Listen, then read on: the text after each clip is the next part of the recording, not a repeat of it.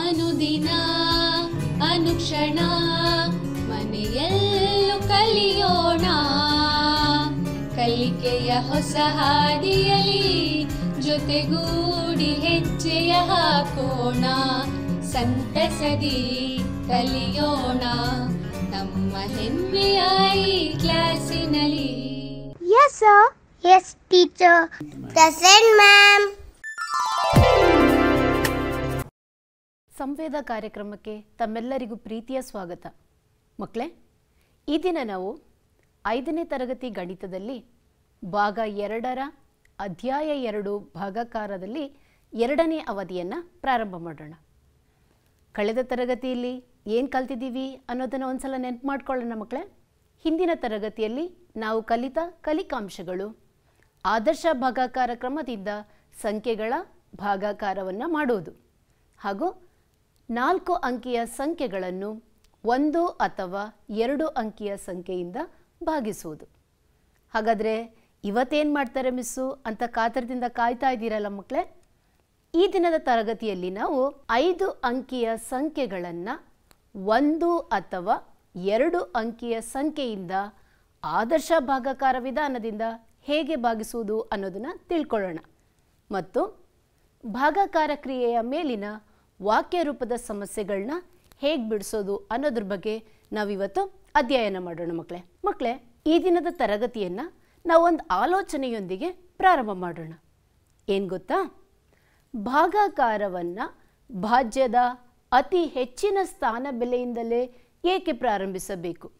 ನಿಮಗೆ ಗಣಿತದ ಮೂಲ ಕ್ರಿಯೆಗಳ ಬಗ್ಗೆ ಗೊತ್ತಿದೆ ಅಲ್ವಾ? ಸಂಕಲನ, ವ್ಯವಕಲನ, ಗುಣಾಕಾರ ಮತ್ತು ಭಾಗಾಕಾರ. ಈ ಎಲ್ಲದರಲ್ಲಿ ನಾವು ಬಿಡಿ ಸ್ಥಾನದಿಂದ ಪ್ರಾರಂಭ ಮಾಡ್ತಾ ಹೋಗ್ತೀವಿ. ಆದರೆ ಭಾಗಾಕಾರವನ್ನು ಭಾಜ್ಯದ ಅತಿ ಹೆಚ್ಚಿನ ಸ್ಥಾನದಿಂದ ಪ್ರಾರಂಭ ಮಾಡಬೇಕು. ಏಕೆ ನೋಡೋಣ. ಈಗ ನಾನು 84 ಮತ್ತು 6 ಅನ್ನುವಂತಹ 2 ಸಂಖ್ಯೆಗಳನ್ನ ತೆಗೆದುಕೊಂಡು ಅದರಲ್ಲಿ ಸಂಕಲನ ಮಾಡೋಣ. ಗೊತ್ತಿದೆ ಅಲ್ಲ ಮಕ್ಕಳೇ? 84 4 ಬಿಡಿ ಸ್ಥಾನದಲ್ಲಿದೆ, 8 10ರ ಸ್ಥಾನದಲ್ಲಿದೆ. ಇದಕ್ಕೆ 6 ಕೂಡಬೇಕು. ಎಲ್ಲಿ ಬರ್ಕೊಳ್ತೀರಾ? ಬಿಡಿ ಸ್ಥಾನದಲ್ಲಲ್ವಾ? ಬಿಡಿ ಸ್ಥಾನದಲ್ಲಿ 6 ಬರ್ಕೊಳ್ಳಿ. 6ಕ್ಕೆ 4ನ ಕೂಡಿದಾಗ 10 ಬರುತ್ತೆ. ನಾವು ಬಿಡಿ ಸ್ಥಾನದಲ್ಲಿ 0 ಇಟ್ಕೊಂಡು 10ನ್ನು 1ನ್ನು ನಾವು 10 ಕೊಟ್ಬಿಡ್ತೀವಿ. 10ರ ಸ್ಥಾನ ಕೊಡ್ಬೇಕು ತಾನೆ? ಕೊಟ್ಟಾಗ ಎಷ್ಟಾಗುತ್ತೆ? 8 + 1 9 ಆಗುತ್ತೆ. ಸೊ ಇಲ್ಲಿ 6 + 4 10 ಬಂದಿದ್ದರಿಂದ ನಾವು ಬಿಡಿ ಸ್ಥಾನದಲ್ಲಿ 10ನ್ನು ಇಟ್ಕೊಳ್ಳೋಕ್ಕಾಗಲ್ಲ. ಹಾಗಾಗಿ 1 10ನ್ನು ನಾವು 10ಕ್ಕೆ ಕೊಡ್ತೀವಿ. ಹಾಗಾದರೆ ಅಲ್ಲಿ 8 + 1 9 10ಗಳು. ಆಗ ಟೋಟಲಿ ನಮಗೆ 90 ಅಂತ ಆಯಿತು. ಇದೇ ಸಂಖ್ಯೆಯನ್ನು ವ್ಯವಕಲನ ಮಾಡೋಣ ಮಕ್ಕಳೇ. ಮತ್ತೆ ನಾನು ಸ್ಥಾನ ಬೆಲೆ ಪಟ್ಟಿಯಲ್ಲಿ ಬರ್ಕೊಂಡು 6ನ್ನು ಕಳಿತೀನಿ. ಯಾವ ಸ್ಥಾನದಿಂದ ಗಮನಿಸಿ? ಮತ್ತೆ ಬಿಡಿ ಸ್ಥಾನದಿಂದನೇ ಕಳೀತಾ ಇದ್ದೀವಿ, ಹೌದಲ್ವಾ? 4ರಿಂದ 6ನ್ನು ಕಳಿಯೋದಕ್ಕಾಗಲ್ಲ. ಏನು ಮಾಡ್ತೀವಿ? ಗುಡ್, ದಶಕ ತಗೊಳ್ತೀವಿ. ದಶಕ ಅಂದ್ರೇ 10. 10ನ್ನು ಪಕ್ಕದ ಮನೆಯಿಂದ ಸಾಲ ತಗೋತಾ ಇದ್ದೀವಿ. ಎಷ್ಟಾಗುತ್ತೆ? 14. 14ರಲ್ಲಿ 6 ಕಳೆದಾಗ 8. 8 10ಗಳಿದ್ದು 1ನ್ನು ಕೊಟ್ಬಿಟ್ಟಿದ್ದಾರೆ. ಈಗ ಅಲ್ಲಿ ಉಳ್ಕೊಂಡಿದ್ದೆಷ್ಟು? 7 ಮಾತ್ರ. 78 ಆಯ್ತಲ್ವಾ ಮಕ್ಕಳೇ? ಇಲ್ಲಿ 2 ಸ್ಥಾನದಲ್ಲಿ ನಾವು ಬಿಡಿ ಸ್ಥಾನದಿಂದಲೇ ಪ್ರಾರಂಭ ಮಾಡಿದ್ದೀವಿ. ಈಗ ಗುಣಾಕಾರ ಭಾಗಾಕಾರ ನೋಡೋಣವಾ? ಗುಣಾಕಾರದಲ್ಲಿ ನಾವು 84 ಮತ್ತು 6ನ್ನು ಗುಣಿಸುವಾಗ ಮೊದಲು ಬಿಡಿ ಸ್ಥಾನಗಳನ್ನೇ ಗುಣಿಸ್ತೀವಿ. 6 4 24, 2ನ್ನು ದಶಕ ಇಟ್ಕೊಂಡು 6 8 48, 2ನ್ನು ಕೂಡಿದ್ರೆ 504 ಬರ್ತಿದೆ. ಈಗ ಭಾಗಾಕಾರ 84ನ್ನೇ 6ರಿಂದ ಭಾಗಿಸಿ. ಹೇಗೆ ಭಾಗಿಸೋದು ಮಕ್ಕಳೇ? ಕಳೆದ ತರಗತಿಯಲ್ಲಿ ಆದರ್ಶ ಭಾಗಾಕಾರ ವಿಧಾನವನ್ನು ನಾವು ಕಲ್ತಿದ್ದೀವಿ. ಹಾಗಾದರೆ ಇಲ್ಲಿ ನಾವು ಬಿಡಿ ಸ್ಥಾನದಿಂದ ಭಾಗಿಸ್ತೀವಾ? ಇಲ್ಲ, ಭಾಜ್ಯದ ಅತಿ ಹೆಚ್ಚಿನ ಸ್ಥಾನದಿಂದಲೇ ಭಾಗಿಸ್ಬೇಕು. 6 1 6, ಎಷ್ಟು ಉಳೀತು? 2 ಉಳಿದಿದೆ. ಆಗ 4ನ್ನು ನಾವು ಕೆಳಗಡೆ ಇಳಿಸ್ಕೊಳ್ತೀವಿ. 6 4 24. ಶೇಷ ಎಷ್ಟು ಬಂತು ಮಕ್ಕಳೇ? ಕಳೆದಾಗ ಶೇಷ 0 ಬಂದಿದೆ. ಈ 4 ಕ್ರಿಯೆಯಲ್ಲಿ ಭಾಗಾಕಾರದಲ್ಲಿ ಮಾತ್ರ ನಾವು ಭಾಜ್ಯದ ಅತಿ ಹೆಚ್ಚಿನ ಸ್ಥಾನ ಅಂದರೆ 10ರ ಸ್ಥಾನದಿಂದ ಪ್ರಾರಂಭ ಮಾಡಿದ್ವಿ. ಯಾಕೆ ಮಾಡಿದ್ವಿ? ಒಂದು ಚಟುವಟಿಕೆ ನೋಡ್ಕೊಂಡು ಬರಲ್ವಾ ಮಕ್ಕಳೇ? ಈ ಚಟುವಟಿಕೆಯಲ್ಲಿ 84ಅನ್ನು 6ರಿಂದ ಭಾಗಿಸಿದಾಗ ಎಷ್ಟು ಬರುತ್ತದೆ ಅನ್ನೋದನ್ನು ತಿಳ್ಕೊಳ್ಳೋಣ. ಜೊತೆಗೆ ಭಾಜ್ಯದ ಅತಿ ಹೆಚ್ಚಿನ ಸಂಖ್ಯೆಯನ್ನೇ ನಾವು ಮೊದಲು ಏಕೆ ಪರಿಗಣಿಸಬೇಕು ಅನ್ನೋದನ್ನು ಈ ಚಟುವಟಿಕೆ ಮೂಲಕ ತಿಳ್ಕೊಳ್ಳೋಣ ಮಕ್ಕಳೇ. ಈಗ 84 10ರ ಸ್ಥಾನದಲ್ಲಿ 8 ಇದೆ, ಬಿಡಿ ಸ್ಥಾನದಲ್ಲಿ 4 ಇದೆ. ಹಾಗಾಗಿ ನಾನು 8 10ಗಳನ್ನು ತೆಗೆದುಕೊಂಡಿದ್ದೀನಿ. 10 ರೂಪಾಯಿಯ 8 ನೋಟುಗಳನ್ನ ತೆಗೆದುಕೊಂಡಿದ್ದೀನಿ. ಹಾಗೂ ಬಿಡಿ ಸ್ಥಾನದಲ್ಲಿ 4 ಇರೋದ್ರಿಂದ 1 ರೂಪಾಯಿಯ 4 ನೋಟುಗಳನ್ನು ತೆಗೆದುಕೊಂಡಿದ್ದೀನಿ ಮಕ್ಕಳೇ. ಈಗ ನಮ್ಮ ಡೌಟು, ಬಿಡಿ ಸ್ಥಾನದಿಂದ ಮೊದಲು ಯಾಕೆ ಹಂಚೋದಿಕ್ಕಾಗೋದಿಲ್ಲ ಅಂತ. ಈಗ ನೋಡೋಣ, 6 ಜನರಿಗೆ ಇದನ್ನು ಹಂಚೋದಿಕ್ಕೆ ಆಗ್ತಾ ಇಲ್ಲ. ಆಗ ಸಾಮಾನ್ಯವಾಗಿ ನಾವು 10ರ ಸ್ಥಾನದಿಂದ ನಾವು ದಶಕ ತಗೊಳ್ತೀವಿ. ಅಂದರೆ ಇಲ್ಲಿ 1 10ರ ಬದಲು 1 ರೂಪಾಯಿಯ 10 ನೋಟ್ಗಳನ್ನ ತೆಗೆದುಕೊಂಡೆ ಎಂದು ಭಾವಿಸೋಣ. ಆಗ 14 ಒಂದುಗಳಾಗುತ್ತೆ. 6 ಜನರಿಗೆ ಹಂಚಿದಾಗ ಪ್ರತಿಯೊಬ್ಬರಿಗೂ 2 ರೂಪಾಯಿಗಳಂತೆ ಹಂಚಿ ಮತ್ತೆ ಇನ್ನೂ 2 ರೂಪಾಯಿಗಳು ಉಳಿಯುತ್ತದೆ. ಈಗ 10 ರೂಪಾಯಿಯ 7 ನೋಟುಗಳಿವೆ, ಹೌದಲ್ಲ ಮಕ್ಕಳೇ? ಅದನ್ನು ಪ್ರತಿಯೊಬ್ಬರಿಗೂ 1ರಂತೆ ಹಂಚಿದರೆ 10 ರೂಪಾಯಿಯ 1 ನೋಟು ಉಳಿದಿದೆ, ಹೌದಲ್ಲ ಮಕ್ಕಳೇ? ಈಗ ಬಿಡಿ ಸ್ಥಾನದಲ್ಲೂ ಉಳಿದಿದೆ, 10ರ ಸ್ಥಾನದಲ್ಲಿ ಕೂಡ ಉಳಿದಿದೆ. ಹಾಗೆ ಒಂದು ವೇಳೆ ಇದು 184 ಆಗಿದ್ರೆ 100 ರೂಪಾಯಿಯ ನೋಟ್ ಕೂಡ ಉಳಿತಾ ಇತ್ತು. ಕಡಿಮೆ ಸ್ಥಾನದಿಂದ ನಾವು ತೆಗೆದುಕೊಂಡ್ರೆ ಹೆಚ್ಚಿನ ಸ್ಥಾನ ಬೆಲೆಯಲ್ಲಿರುವ ಸಂಖ್ಯೆಗಳು ಭಾಜಕಕ್ಕಿಂತ ಕಡಿಮೆ ಇದ್ದಾಗ ಅವುಗಳೆಲ್ಲ ಉಳ್ಕೊಳ್ತಾ ಹೋಗುತ್ತೆ ಮಕ್ಕಳೇ. ಹಾಗಾಗಿ ನಾವು ಭಾಜ್ಯದ ಅತಿ ಹೆಚ್ಚಿನ ಸ್ಥಾನದಿಂದಲೇ ಪರಿಗಣಿಸಬೇಕು. ಹೇಗೆ ಪರಿಗಣಿಸೋದು? ಈಗ ಆದರ್ಶ ಭಾಗಾಕಾರದಿಂದ ನೋಡೋಣ. ಆದರ್ಶ ಭಾಗಾಕಾರದಿಂದ 84ಅನ್ನು 6 ಜನಗಳಿಗೆ ಹಂಚ್ತೀನಿ. ಹೇಗೆ ಹಂಚೋದು ಮಕ್ಕಳೇ? ಪ್ರತಿಯೊಬ್ಬರಿಗೆ ಅತಿ ಹೆಚ್ಚಿನ ಹಣ ಯಾವುದಿದೆ ಇಲ್ಲಿ ಆ ನೋಟನ್ನು ಮೊದಲಿಗೆ ಹಂಚ್ಕೊಳ್ತೀನಿ. ಈಗ 10 ರೂಪಾಯಿಯ 2 ನೋಟುಗಳು ಉಳಿದಿವೆ. ಹಾಗಾದರೆ ನಾನು 10 ರೂಪಾಯಿಯ ಬದಲಿಗೆ 1 ರೂಪಾಯಿಯ 10 ನೋಟುಗಳನ್ನ ತೆಗೆದುಕೊಳ್ತೀನಿ. ಹಾಗೆ ಮತ್ತೊಂದು ನೋಟಿನ ಬದಲಿಗೆ 1 ರೂಪಾಯಿಯ 10 ನೋಟುಗಳು, ಒಟ್ಟು 24 ಬಿಡಿಗಳು ಅಥವಾ 24 1 ರೂಪಾಯಿಗಳು ಇವೆ. ಇವುಗಳನ್ನು ಸಮವಾಗಿ ಹಂಚಿದರೆ ಪ್ರತಿಯೊಬ್ಬರಿಗೂ ದೊರೆಯುವ ಹಣವನ್ನು ನೋಡ್ಕೊಳ್ಳಿ. 1 ರೂಪಾಯಿಯ ನೋಟ್ಗಳನ್ನ ಹಂಚ್ಕೊಂಡು ಬಂದಿದ್ದೀವಿ.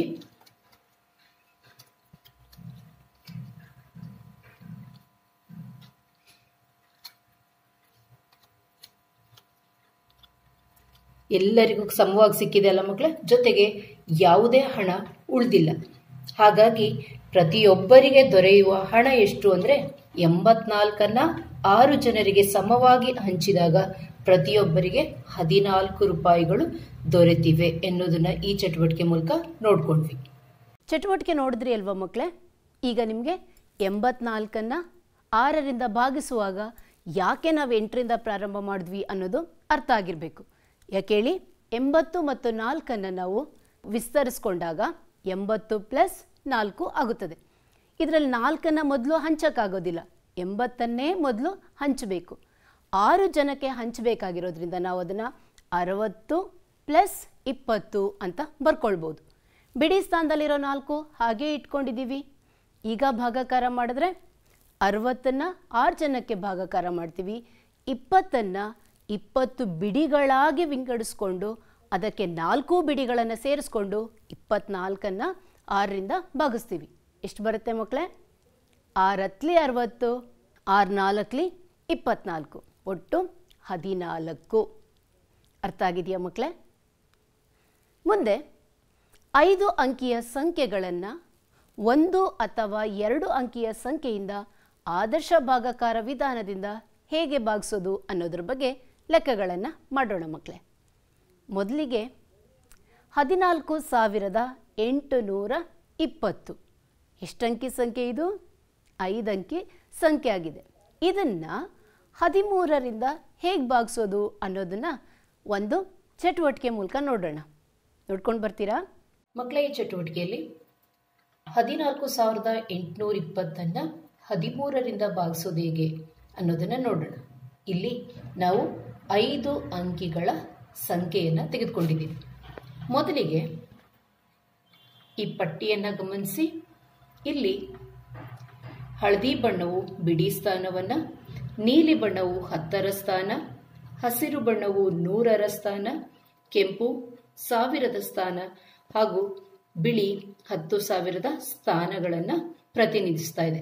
ಹಾಗೆ ಅವುಗಳ ಮೇಲೆ ಹಾಕಿರುವ ಬಿಲ್ಲೆಗಳು ಸಹ ಆ ಅಂಕಿಗಳನ್ನು ಪ್ರತಿನಿಧಿಸ್ತಾ ಇದೆ. ಮಕ್ಕಳೇ, ಇಲ್ಲಿ 14,820. ಹಾಗಾಗಿ 10,000ದ ಸ್ಥಾನದಲ್ಲಿ ಒಂದು ಬಿಳಿ ಬಿಲ್ಲೆಯನ್ನು ತೆಗೆದುಕೊಂಡಿದ್ದೀನಿ. 1000 ಸ್ಥಾನದಲ್ಲಿರುವ 4ಕ್ಕೆ ಇಲ್ಲಿ 4 ಕೆಂಪು ಬಿಲ್ಲೆಗಳು, ಹಾಗೆ 100ರ ಸ್ಥಾನದಲ್ಲಿ 8 ಹಸಿರು ಬಿಲ್ಲೆಗಳು ಮತ್ತು 10ರ ಸ್ಥಾನದಲ್ಲಿ 2 ನೀಲಿ ಬಿಲ್ಲೆಗಳನ್ನು ತೆಗೆದುಕೊಂಡಿದ್ದೀನಿ. ಬಿಡಿ ಸ್ಥಾನದಲ್ಲಿ ಯಾವುದೇ ಸಂಖ್ಯೆ ಇಲ್ಲ, ಹಾಗಾಗಿ ಅದನ್ನು ಹಾಗೆ ಖಾಲಿ ಬಿಟ್ಟಿದ್ದೀನಿ. ಈಗ ಇವುಗಳನ್ನು 13ರಿಂದ ಹೇಗೆ ಭಾಗಿಸುವುದು? ಮಕ್ಕಳೇ, 13ರಿಂದ ಭಾಗಿಸುವುದು ಅಂದರೆ 13 ಜನರಿಗೆ ಹಂಚುವುದು ಎಂದು ತಿಳ್ಕೊಳ್ಳೋಣ. ಈಗ ಒಂದು 10,000ವನ್ನು ನಾನು 13 ಜನರಿಗೆ ಹಂಚೋದಿಕ್ಕೆ ಸಾಧ್ಯ ಇಲ್ಲ. ಹಾಗಾಗಿ ಈ ಒಂದು 10,000ದ ಬದಲಿಗೆ ನಾನು 10,000ಗಳನ್ನ ತೆಗೆದುಕೊಳ್ತೀನಿ. 1000ದ ಬಿಲ್ಲೆಗಳು 10 = ಒಂದು 10,000ದ ಬಿಲ್ಲೆ. ಹಾಗಾದರೆ ನಮ್ಮ ಹತ್ರ ಉಳ್ಕೊಳ್ಳುವಂತಹ 1000ದ ಬಿಲ್ಲೆಗಳು ಇಲ್ಲಿ 10 ಇದೆ ಪ್ಲಸ್ 4 14 ಬಿಲ್ಲೆಗಳಾಗಿದೆ. ಇದನ್ನ 13 ಜನರಿಗೆ ಹಂಚಬೇಕಾಗಿದೆ.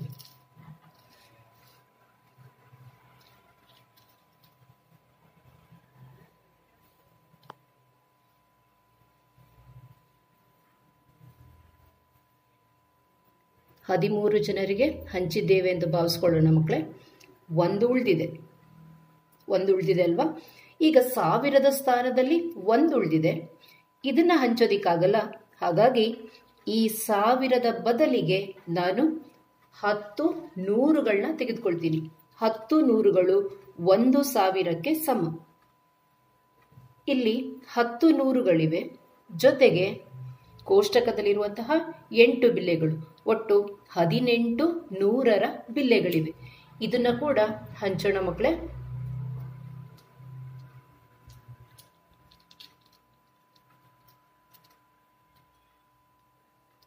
ಹಂಚಾಗಿದೆ ಅಲ್ವಾ?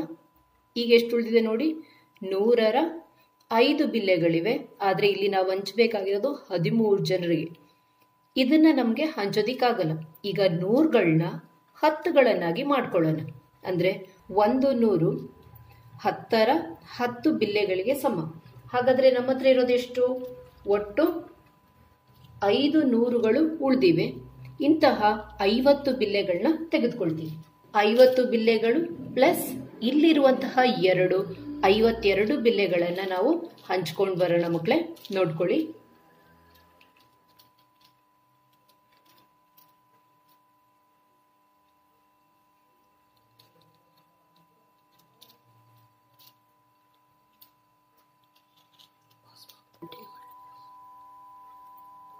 ನೋಡಿದ್ರಿ ಅಲ್ಲ ಮಕ್ಕಳೇ? ಈಗ ಪ್ರತಿಯೊಬ್ಬರಿಗೂ ನಾವು ಸಮವಾಗಿ ಹಂಚಿದ್ದೀವಿ. ಹಾಗಾದರೆ ಪ್ರತಿಯೊಂದು ಗುಂಪಿನಲ್ಲಿರುವಂತಹ ಬಿಲ್ಲೆಗಳನ್ನು ಎಣಿಸಿ. 1000ದ 1 ಬಿಲ್ಲೆ, 100ರ 1 ಬಿಲ್ಲೆ ಹಾಗೂ 10ರ 4 ಬಿಲ್ಲೆಗಳಿವೆ. ಸಂಖ್ಯೆ ಏನಾಯ್ತು ಮಕ್ಕಳೇ? 1140. ಹಾಗಾದರೆ 14,820 13ರಿಂದ ಭಾಗಿಸಿದಾಗ ನಮಗೆ 1140 ಬರುತ್ತದೆ. ಚಟುವಟಿಕೆ ನೋಡಿದ್ರಿ ಅಲ್ವಾ ಮಕ್ಕಳೇ? ಈಗ ಅರ್ಥ ಆಗಿದೆ ಅಲ್ವಾ ನಿಮಗೆ? ಹಾಗಾದರೆ ಅದನ್ನೇ ಆಧಾರವಾಗಿಟ್ಕೊಂಡು ಮುಂದಿನ ಸಮಸ್ಯೆಯನ್ನು ಬಿಡಿಸೋಣ.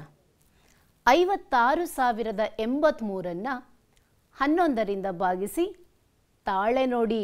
ನೀವು ಮಾಡಿರೋದು ಸರಿನಾ ತಪ್ಪ ಅನ್ನೋದ್ರ ಬಗ್ಗೆ ತಾಳೆ ನೋಡಬೇಕು. ಮಾಡೋಣ. ಮೊದಲಿಗೆ 56,083 11ರಿಂದ ಭಾಗಿಸ್ಬೇಕು. ಎಲ್ಲಿಂದ ಪ್ರಾರಂಭ ಮಾಡಬೇಕು ಮಕ್ಕಳೇ? 5ರಿಂದ ಪ್ರಾರಂಭ ಮಾಡಬೇಕು. ಅಂದರೆ ಅದು 10,000ದ ಸ್ಥಾನ. ಆದರೆ 5ಅನ್ನು ಮಾತ್ರ ತೆಗೆದುಕೊಂಡ್ರೆ 11ಕ್ಕಿಂತ ಚಿಕ್ಕದಾಗುತ್ತೆ. ಜೊತೆಗೆ ಭಾಜಕದಲ್ಲಿ 2 ಸಂಖ್ಯೆ ಇರೋದ್ರಿಂದ ಭಾಜ್ಯದ 2 ಸಂಖ್ಯೆಗಳನ್ನು ತೆಗೆದುಕೊಳ್ಳೋಣ. ಎಷ್ಟಾಗುತ್ತೆ? 56 ಆಯಿತು. 11ರಿಂದ ಭಾಗಿಸಿ 56ನ್ನು. 11 5ಲಿ 55 ಕಳಿಬೇಕು. ಕಳೆದಾಗ ಎಷ್ಟು ಬಂತು ಮಕ್ಕಳೇ? 1. ನೆಕ್ಸ್ಟ್ ಏನು ಮಾಡ್ತಿದ್ದೀವಿ? ಪಕ್ಕದಲ್ಲಿರುವಂತಹ 0ಯನ್ನು ಕೆಳಗಿಳಿಸ್ಕೊಂಡ್ವಿ. ಈಗ 10ನ್ನು 11ರಿಂದ ಭಾಗಿಸ್ಬೇಕು. ಭಾಗ್ಸೋಕ್ಕಾಗುತ್ತಾ? ಭಾಗ್ಸೋಕ್ಕಾಗಲ್ಲ. ಭಾಗ್ಸೋಕ್ಕಾಗಲ್ಲ ಅಂದಾಗ ನಾವು ಡೈರೆಕ್ಟಾಗಿ 8ನ್ನು ತಗೋಬೋದಾ ಮಕ್ಕಳೇ? ಖಂಡಿತ ಇಲ್ಲ. ನೀವು ಇದನ್ನು ತುಂಬ ಚೆನ್ನಾಗಿ ಅರ್ಥ ಮಾಡ್ಕೊಳ್ಬೇಕು. ಯಾವಾಗ ನಮ್ಗೆ ಅದನ್ನು ಭಾಗ್ಸೋಕ್ಕಾಗಿಲ್ಲ, ನಾವಿಲ್ಲಿ ಯಾವುದೇ ಕ್ರಿಯೆಯನ್ನು ಮಾಡಿಲ್ಲ, ನಾವು ಅದನ್ನು ಹಂಚಲಿಲ್ಲ. ಹಾಗಿದ್ಮೇಲೆ ನಾವಲ್ಲಿ 0 ಕೊಡಬೇಕು. ಬೇರೆಯವ್ರಿಗೆ ಹಂಚಿರೋದು 0. 0 ಕೊಟ್ಟಾಗ ನಮಗೆ ಮತ್ತೆ 10 ಉಳಿದಿದೆ. ಆ ನಂತರ 8ನ್ನು ಕೆಳಗಿಳ್ಕೋಬೇಕು. ಕೆಳಗಿಳಿಸ್ಕೊಳ್ಳೋಣ ಮಕ್ಕಳೇ. ಇಳಿಸ್ಕೊಂಡಾಗ 108 ಆಗುತ್ತೆ. 11 9ಲಿ 99 ಮತ್ತೆ ಕಳೀರಿ. ಎಷ್ಟು ಬಂತು? ಗುಡ್, 9 ಬಂದಿದೆ. ಕೊನೆಯಲ್ಲಿ ಬಿಡಿ ಸ್ಥಾನದಲ್ಲಿರೋ 3ಅನ್ನು ಇಳಿಸ್ಕೊಂಡ್ರೆ 93. 11 8ಲಿ 88 ಕಳೆದಾಗ ನಮಗೆ ಶೇಷ 5 ಬರುತ್ತಿದೆ. ಮಕ್ಕಳೇ, ಭಾಜ್ಯ, ಭಾಜಕ, ಭಾಗಲಬ್ಧ, ಶೇಷ ಗುರುತಿಸಿ ನೋಡೋಣ. 56,083 ಭಾಜ್ಯ ಆಗುತ್ತೆ. ಭಾಜಕ ಯಾವುದು? ಗುಡ್. 11 ಭಾಜಕ, ಭಾಗಲಬ್ಧ 5,098 ಮತ್ತು ಉಳಿದಿರೋದೇನು? ಶೇಷ. ಶೇಷ 5 ಆಗಿದೆ. ಅರೆ, ನಾವು ಮಾಡಿರೋ ಲೆಕ್ಕ ಸರಿ ಇದೆಯಾ ನೋಡಬೇಕಲ್ವಾ? ಏನು ಮಾಡಬೇಕು? ತಾಳೆ ನೋಡಬೇಕು. ತಾಳೆ ನೋಡೋಣ. ಕಳೆದ ಅವಧಿಯಲ್ಲಿ ನಾವು ತಿಳ್ಕೊಂಡಿದ್ದೀವಿ ತಾಳೆ ನೋಡೋದಕ್ಕೆ ನಾವು ಬಳಸುವಂತಹ ಸೂತ್ರ ಯಾವುದು ಅಂತ. ಭಾಜಕ ಇಂಟು ಭಾಗಲಬ್ಧ ಪ್ಲಸ್ ಶೇಷ ಇಷ್ಟನ್ನು ಕೂಡಿದಾಗ ಭಾಜ್ಯ ನಮಗೆ ಸಿಕ್ಕಿದ್ರೆ ಅದು ನಾವು ಮಾಡಿರುವಂತಹ ಲೆಕ್ಕ ಸರಿ ಇದೆ ಅಂತ ಚೆಕ್ ಮಾಡಿಬಿಡೋಣವಾ? ಭಾಜಕ ಎಷ್ಟು ಬಂತು? 11. ಭಾಗಲಬ್ಧ 5,098. ಇದಕ್ಕೆ ಶೇಷ 5ಅನ್ನು ಕೂಡಬೇಕು. 56,083 ಬರುತ್ತಾ? ಚೆಕ್ ಮಾಡಿಬಿಡೋಣ. ಮೊದಲಿಗೆ ಆ 2ರ ಗುಣಲಬ್ಧವನ್ನು ತೆಗೆದುಕೊಳ್ಳಿ. 56,078 ಬರ್ತಾ ಇದೆ. ಇದಕ್ಕೆ 5ಅನ್ನು ಕೂಡಿದಾಗ ಮಕ್ಕಳೇ 56,083 ಬಂದಿದೆ. ಅದು ನಾವು ತೆಗೆದುಕೊಂಡಂತಹ ಭಾಜ್ಯನೇ ಆಗಿತ್ತು. ಹಾಗಿದ್ರೆ ನಾವು ಮಾಡಿರೋ ಲೆಕ್ಕ ಸರಿ ಇದೆ ಅಲ್ವಾ? ಗುಡ್. ಮಕ್ಕಳೇ, ಮುಂದೆ ಹೋಗೋಣ. ಹೇಳಿಕೆ ರೂಪದ ಸಮಸ್ಯೆಯನ್ನು ಬಿಡಿಸೋಣ. ಒಬ್ಬ ವ್ಯಕ್ತಿಯ ವಾರ್ಷಿಕ ಆದಾಯವು 90,912. ಅವನ 1 ತಿಂಗಳ ಆದಾಯವನ್ನು ಕಂಡುಹಿಡಿಯಿರಿ. ಇಲ್ಲಿ ಕೊಟ್ಟಿರೋಂಥದ್ದೇನು ಮಕ್ಕಳೇ? ವಾರ್ಷಿಕ ಆದಾಯ ಕೊಟ್ಟಿದ್ದಾರೆ. ಅಂದರೆ ಇದು ಇಡೀ ವರ್ಷದ ಆದಾಯ. ಒಬ್ಬ ವ್ಯಕ್ತಿಯ ಇಡೀ ವರ್ಷದ ಆದಾಯ 90,912 ಆಯಿತು. ಒಂದು ವರ್ಷಕ್ಕೆ ಎಷ್ಟು ತಿಂಗಳು? ಸೊ ವರ್ಷದಲ್ಲಿನ ತಿಂಗಳುಗಳ ಸಂಖ್ಯೆ 12. ಏನು ಮಾಡಬೇಕು ಮಕ್ಕಳೇ? ಈಗ ನಾವು ಅವನ 1 ತಿಂಗಳಿನ ಆದಾಯವನ್ನು ಕಂಡುಹಿಡಿಬೇಕು. 12 ತಿಂಗಳಿಗೆ ಅವನಿಗೆ ಬರ್ತಿರುವಂತಹ ಆದಾಯ 90,912 ಆದರೆ 1 ತಿಂಗಳಿಗೆ ಎಷ್ಟು? ಏನು ಮಾಡಬೇಕು? ಭಾಗಿಸ್ಬೇಕು. 90,912 12ರಿಂದ ಭಾಗಾಕಾರ ಮಾಡಬೇಕು. ಹೇಗೆ ಮಾಡೋದು? 12ರಿಂದ ನಾನು 90,912 ಭಾಗಿಸ್ಬೇಕು. ಮೊದಲಿಗೆ 10,000ದಲ್ಲಿರುವಂತಹ 9ಅನ್ನು ತೆಗೆದುಕೊಳ್ತೀನಿ. 12ಕ್ಕಿಂತ 9 ಚಿಕ್ಕದಾಗಿದೆ. ಸೊ 2 ಸ್ಥಾನಗಳನ್ನ ತೆಗೆದುಕೊಂಡ್ರೆ 90 ಆಗುತ್ತೆ. ಭಾಗಿಸಿ 90ಅನ್ನು ಮೊದಲು. 12 7ಲಿ ಎಷ್ಟು? 84. ಕಳೀರಿ ಮಕ್ಕಳೇ. ಎಷ್ಟು ಬಂದಿದೆ? 6 ಬಂತು. ನೆಕ್ಸ್ಟ್ ಏನು ಮಾಡಬೇಕು? 9ಅನ್ನು ಕೆಳಗಿಳಿಸ್ಕೋಬೇಕಲ್ವಾ? ಇಳಿಸ್ಕೊಳ್ಳೋಣ. ಆವಾಗ ನಮಗೆ 69 ಬರುತ್ತಿದೆ. ಇವಾಗ 69ಅನ್ನು ಮತ್ತೆ ಭಾಗಿಸಿದ್ರೆ 12 5ಲಿ 60 ಕಳೆದಾಗ 9 ಉಳೀತು. ಮುಂದುವರಿಸ್ಕೊಂಡು ಹೋಗ್ತಿದ್ದೀವಿ. 1ಅನ್ನು ಕೆಳಗಿಳಿಸ್ಕೊಂಡ್ವಿ. 91 ಆಗಿದೆ. ಇವಾಗ ಮತ್ತೆ ಮುಂದುವರ್ಸೋಣ. ಎಷ್ಟು? 12 7ಲಿ 84 ಕಳೆದಾಗ ಮಕ್ಕಳೇ 7 ಬರ್ತಿದೆ. ಕೊನೆಯದಾಗಿ ನಾವು 2 ಕೆಳಗಿಳಿಸ್ಕೊಂಡ್ವಿ, 72 ಇದೆ. ಭಾಗಿಸ್ಬೋದಾ? ಎಷ್ಟರಲ್ಲಿ? 12 6ಲಿ 72. ಶೇಷ ಉಳಿದಿದೆಯಾ ನೋಡಿ, ಶೇಷ 0 ಆಗಿ ಉಳಿದಿದೆ. ಹಾಗಾದರೆ ವ್ಯಕ್ತಿಯ 1 ತಿಂಗಳಿನ ಆದಾಯ 7,576 ರೂಪಾಯಿ ಆಗುತ್ತದೆ. ಬರ್ಕೊಂಡ್ರ ಮಕ್ಕಳೇ? ಮುಂದಿನ ಸಮಸ್ಯೆಗೆ ಹೋಗೋಣ. ಮಕ್ಕಳೇ, ಈಗ ನಾವು ಮಾಡುವಂತಹ ಸಮಸ್ಯೆಯಲ್ಲಿ ಗುಣಾಕಾರ ಮತ್ತು ಭಾಗಾಕಾರ ಈ ಎರಡೂ ಕ್ರಿಯೆಗಳನ್ನು ಹೊಂದಿರುತ್ತೆ. ಅಂಥ ಸಮಸ್ಯೆಯನ್ನು ಒಂದನ್ನು ಬಿಡಿಸೋಣವಾ? ಪ್ರಶ್ನೆ ನೋಡಿ. ಕಿತ್ತಳೆಯ ತೋಟದಲ್ಲಿ 82 ಕಿತ್ತಳೆಯ ಗಿಡಗಳಿವೆ. ಒಬ್ಬ ರೈತನು ಪ್ರತಿಯೊಂದು ಗಿಡದಿಂದ 60 ಕಿತ್ತಳೆಯ ಹಣ್ಣುಗಳನ್ನು ಕೀಳುತ್ತಾನೆ. ಅವುಗಳನ್ನು ಪ್ರತಿ ಪೆಟ್ಟಿಗೆಯಲ್ಲಿ 12 ಹಣ್ಣುಗಳಂತೆ ತುಂಬಿದರೆ ಆ ಎಲ್ಲ ಹಣ್ಣುಗಳನ್ನು ತುಂಬಲು ಎಷ್ಟು ಪೆಟ್ಟಿಗೆಗಳು ಬೇಕಾಗುತ್ತವೆ? ನಾನು ನಿಮ್ಗಾಗಲೇ ಹೇಳಿದೆ, ನಾವು ಈ ಪ್ರಶ್ನೆಯಲ್ಲಿ ಗುಣಾಕಾರ ಮತ್ತು ಭಾಗಾಕಾರ ಎರಡೂ ಕ್ರಿಯೆಯನ್ನು ಬಳಸ್ಕೊಳ್ತೀವಿ. ಹೇಗೆ ಬಳಸ್ತೀವಿ ಅನ್ನೋದನ್ನು ನೋಡೋಣ. ಮೊದಲಿಗೆ ಒಂದು ಕಿತ್ತಳೆ ತೋಟ ಇದೆ.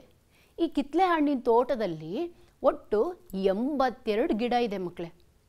ಆ ಗಿಡದಲ್ಲಿ ಒಂದೊಂದು ಗಿಡದಲ್ಲೂ ಕೂಡ ನಮಗೆ 60 ಕಿತ್ತಳೆ ಹಣ್ಣುಗಳು ಬಿಟ್ಟಿದೆ ಅಂತ ತಿಳ್ಕೊಳ್ಳೋಣ. ಈಗ ರೈತ ಏನು ಮಾಡಬೇಕು? ಅದನ್ನೆಲ್ಲ ಬಿಡಿಸಿ ಹಣ್ಣುಗಳನ್ನ ಬಾಕ್ಸಲ್ಲಿ ಹಾಕಬೇಕು. ಸೊ ಹೇಗೆ ಮಾಡೋದು? ಮೊದಲು ಒಂದು ಗಿಡದಲ್ಲಿ ಎಷ್ಟು ಹಣ್ಣಿದೆ? 60 ಇದೆ ಅಲ್ವಾ? ಸೊ ಬರ್ಕೊಳ್ಳಿ, ಪ್ರತಿಯೊಂದು ಗಿಡದಲ್ಲಿರುವ ಹಣ್ಣುಗಳ ಸಂಖ್ಯೆ 60. ನೆಕ್ಸ್ಟು ತೋಟದಲ್ಲಿ ಎಷ್ಟು ಗಿಡ ಇದೆ? ಕಿತ್ತಳೆಯ ತೋಟದಲ್ಲಿರುವಂತಹ ಗಿಡಗಳ ಸಂಖ್ಯೆ 82. ಈಗ ಒಟ್ಟು ಹಣ್ಣುಗಳ ಸಂಖ್ಯೆಯನ್ನು ನಾವು ಕಂಡುಹಿಡಿಬೇಕು. ಒಂದು ಗಿಡದಲ್ಲಿ 60 ಹಣ್ಣಿದೆ, 82 ಗಿಡದಲ್ಲಿ ಎಷ್ಟು ಹಣ್ಣಿದೆ? ಏನು ಮಾಡಬೇಕು? ಗುಣಾಕಾರ ಮಾಡಬೇಕು. 82ನ್ನು 60ರಿಂದ ಗುಣಿಸಿ ನೋಡಿ. ಎಷ್ಟು ಬಂತು ಮಕ್ಕಳೇ? 4,920 ಹಣ್ಣುಗಳು ಬಂದಿದೆ. ಹೌದಲ್ವ ಮಕ್ಕಳೇ? ಈಗ ಇಷ್ಟು ಹಣ್ಣುಗಳನ್ನು ಪೆಟ್ಟಿಗೆಗಳಲ್ಲಿ ಹಾಕಬೇಕು. ಹೇಗೆ ಹಾಕೋದು? ಒಟ್ಟು ಹಣ್ಣುಗಳು 4,920 ಇದೆ. ಇದರಲ್ಲಿ ಒಂದೊಂದು ಬಾಕ್ಸಲ್ಲಿ, ಅಂದರೆ ಪ್ರತಿ ಪೆಟ್ಟಿಗೆಯಲ್ಲಿ ತುಂಬಬಹುದಾದ ಹಣ್ಣುಗಳ ಸಂಖ್ಯೆ ಅಂದರೆ 12.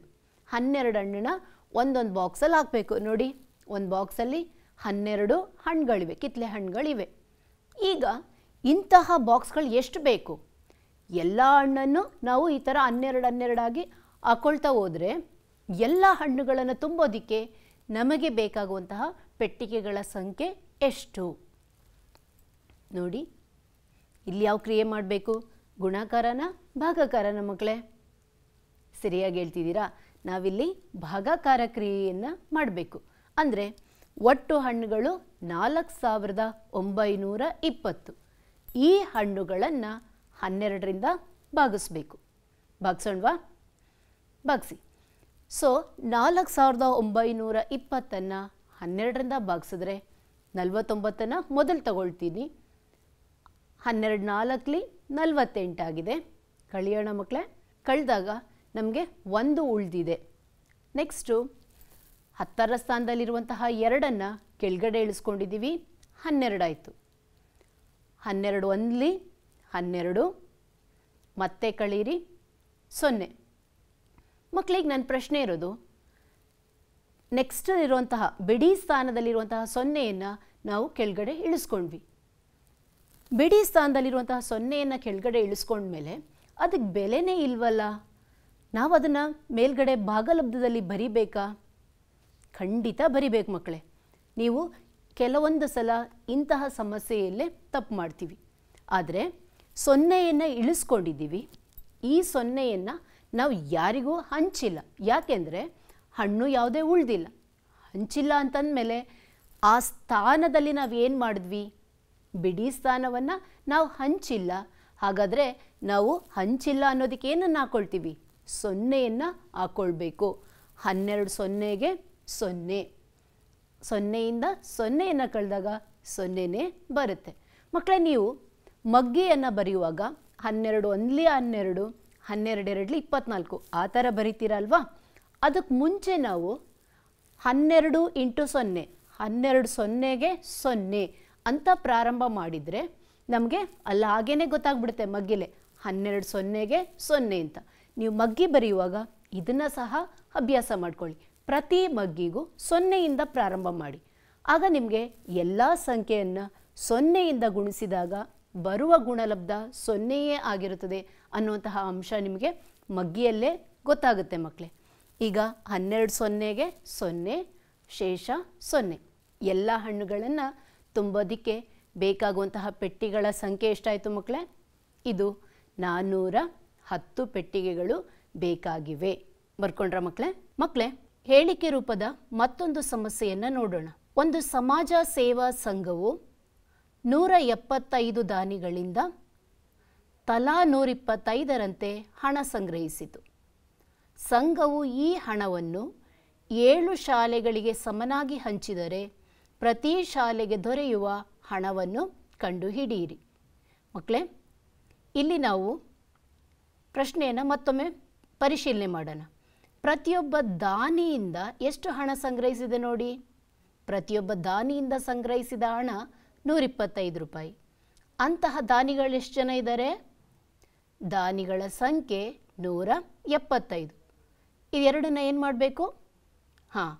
ಈ ಎರಡನ್ನು ಮೊದಲು ಗುಣಾಕಾರ ಮಾಡ್ಕೊಳ್ಳೋಣ. ಆವಾಗ ನಮಗೆ ದಾನಿಗಳಿಂದ ಸಂಗ್ರಹಿಸಿದ ಒಟ್ಟು ಹಣ ಎಷ್ಟು ಅನ್ನೋದು ಸಿಗುತ್ತೆ. ಈ ಎರಡರ ಗುಣಲಬ್ಧ ಎಷ್ಟು? 21,875 ರೂಪಾಯಿಗಳು. ಈಗ ಈ ಹಣವನ್ನು ಪ್ರತಿ ಶಾಲೆಗೆ ಹಂಚಬೇಕು. ಅಂತಹ ಎಷ್ಟು ಶಾಲೆಗಳಿವೆ? ಸಮನಾಗಿ ಹಂಚಬೇಕಾಗಿರುವ ಶಾಲೆಗಳ ಸಂಖ್ಯೆ 7. ಪ್ರತಿ ಶಾಲೆಗೆ ದೊರೆಯುವ ಹಣ 21,875ನ್ನು 7ರಿಂದ ಭಾಗಿಸೋಣ. ಮೊದಲಿಗೆ 7 3 21 ಕಳೆದಾಗ ನಮಗೆ 0 ಉಳಿತಾ ಇದೆ. ನಂತರ 8ನ್ನು ಕೆಳಗಿಳಿಸ್ಕೊಳ್ತಿದ್ದೀವಿ. 7 1 7 ಕಳೆದಾಗ 1 ಉಳಿತದೆ. ನಂತರ 7 7 2 14 ಎಷ್ಟು ಉಳಿತು ಮಕ್ಕಳೇ? 3 ಉಳಿದಿದೆ. 5ನ್ನು ಸಹ ನಾವು ಕೆಳಗಡೆ ಇಳಿಸ್ಕೊಂಡಾಗ 7 5 35. ಹಾಗಾದರೆ ಪ್ರತಿ ಶಾಲೆಗೆ ದೊರೆಯುವ ಹಣ 3,125 ರೂಪಾಯಿಗಳು. ಅರ್ಥ ಆಯ್ತಾ ಮಕ್ಕಳೇ? ಈ ದಿನದ ತರಗತಿಯಲ್ಲಿ ನಾವು ಭಾಗಾಕಾರದ 3 ವಿಧಾನಗಳ ಬಗ್ಗೆ ತಿಳ್ಕೊಂಡ್ವಿ. ಯಾವುದು? ಗುಂಪು ಮಾಡುವ ವಿಧಾನ, ಪುನರಾವರ್ತಿತ ವ್ಯವಕಲನದ ವಿಧಾನ, ಆದರ್ಶ ಭಾಗಾಕಾರ ವಿಧಾನ. ಈ 3 ವಿಧಾನಗಳಲ್ಲಿ ನಾವು ಭಾಗಾಕಾರನ ಮಾಡ್ಬೋದು ಅನ್ನುವಂತಹ ಅಂಶ ನಿಮಗೆ ಈಗ ಮಂದಟ್ಟಾಗಿದೆ. ಪಾಠ ಅರ್ಥ ಆಗಿದೆಯಲ್ಲ ಮಕ್ಕಳೇ? ಮನೆ ಕೆಲಸ ಕೊಡ್ಲಾ? ಪ್ರಶ್ನೆ ಬರ್ಕೊಳ್ಳಿ. ಒಂದು ಶಾಲೆಯ 15 ವಿದ್ಯಾರ್ಥಿಗಳು ಒಂದು ವಾಹನವನ್ನು ಪ್ರತಿ ಕಿಲೋಮೀಟರ್ಗೆ Rs. 9ರಂತೆ ಬಾಡಿಗೆಗೆ ತೆಗೆದುಕೊಳ್ಳುತ್ತಾರೆ. ಅವರು 325 ಕಿಲೋಮೀಟರ್ ದೂರ ಕ್ರಮಿಸಿದರೆ ಪ್ರತಿ ವಿದ್ಯಾರ್ಥಿಯು ನೀಡಬೇಕಾದ ಹಣವನ್ನು ಲೆಕ್ಕ ಹಾಕಿ. ಈ ಸಮಸ್ಯೆಯನ್ನು ಬಿಡಿಸಿ ನಿಮ್ಮ ತರಗತಿಯ ಶಿಕ್ಷಕರಿಗೆ ತೋರಿಸಿ ಮಕ್ಕಳೇ. ಧನ್ಯವಾದಗಳು. ನನ್ನ ಹೆಸರು ಶ್ರೀಮತಿ ಲತಾಯಿ. ನಾನು ಸರ್ಕಾರಿ ಮಾದರಿ ಪ್ರಾಥಮಿಕ ಶಾಲೆ ತಲಗಟ್ಟಪುರ, ಬೆಂಗಳೂರು ದಕ್ಷಿಣ ವಲಯ 1 ಇಲ್ಲಿ TGT ಶಿಕ್ಷಕಿಯಾಗಿ ಕಾರ್ಯನಿರ್ವಹಿಸುತ್ತಿದ್ದೇನೆ. ಧನ್ಯವಾದಗಳು. ಅನುದಿನ ಅನುಕ್ಷಣ ಮನೆಯಲ್ಲೂ ಕಲಿಯೋಣ, ಕಲಿಕೆಯ ಹೊಸ ಹಾದಿಯಲ್ಲಿ ಜೊತೆಗೂಡಿ ಹೆಜ್ಜೆಯ